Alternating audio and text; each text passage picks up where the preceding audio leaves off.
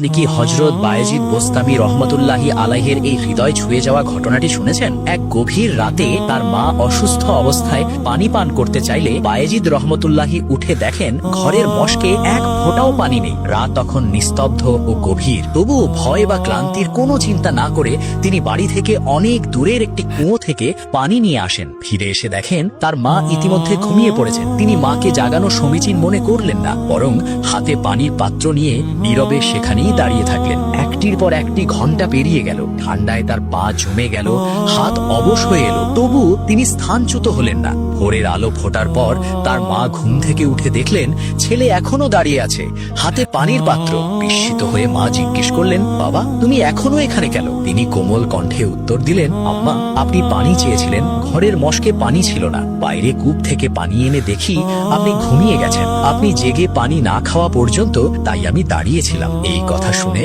তার মায়ের চোখ অশ্রু সজল হয়ে উঠল। তিনি দু হাত তুলে দোয়া করলেন, হে আল্লাহ, আমার ছেলেকে তোমার বিশেষ নৈকট্য দান করো। তারপর তিনি আল্লাহর একজন ওলি হয়ে গেলেন।